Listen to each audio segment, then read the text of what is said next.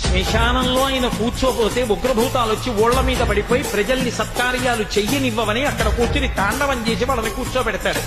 పార్వతీదేవి అడిగింది మహాభారతం అనుశాసనిక పర్వంలో, శుభ్రమైన కైలాసం ఉండగా, ఇంత ఐశ్వర్యం ఉండగా, చింతామణి గృహం ఉండగా శ్మశానంలో ఎందుకుంటున్నారని అడిగింది.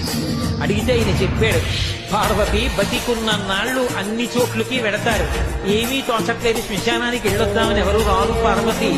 నేనంతవాడినంటాడు, పొరుగ్గా ఉన్నానంటాడు, తెల్లగా ఉన్నానంటాడు, పండితుడంటాడు, పద్యాలు నాకు నోటికొచ్చంటాడు, ఉపన్యాసం చెప్పగలనంటాడు, నాకు పాటలొచ్చంటాడు, నేను నాట్యం చేస్తానంటాడు, నేను అధికారినంటాడు, నా దగ్గర డబ్బు ఉందంటాడు, నేను పాట పాడగలనంటాడు. ఇన్ని ఉన్నాయనుకున్న వాడిలోంచి ఊపిరి బయటికి వెళ్ళిపోయిన తరువాత వాడిని తీసుకెళ్లి 4 కొత్త కర్రల మీద పడుకోబెట్టి చాప చుట్టి తాడు కట్టి పైన నూలు బట్ట కప్పి తీసుకొచ్చి అన్నీ తీసేసి కర్రల మీద పడుకోబెట్టి కాల్చేస్తుంటే జీవుడు లేచి నిలబడి పుర్రె పగిలిపోయిన తరువాత కన్న కొడుకు కూడా స్నానం చేసి వెళ్ళిపోతుంటే చీకటి పడిపోయాక, అయ్య బాబోయ్ చుట్టూ ఉగ్రభూతాలు, నా వాళ్ళన్న వాళ్ళు లేరు, వీళ్ళని నమ్ముకున్నాను, ఒక్కడు లేడని ఏడుస్తుంటే నేనున్నాను రా అని చెప్పడానికి నేను కూడా లేకపోతే చచ్చిన వాడు 1000 మాటలు చచ్చిపోతారని అక్కడ ఉన్నారు పార్వతి.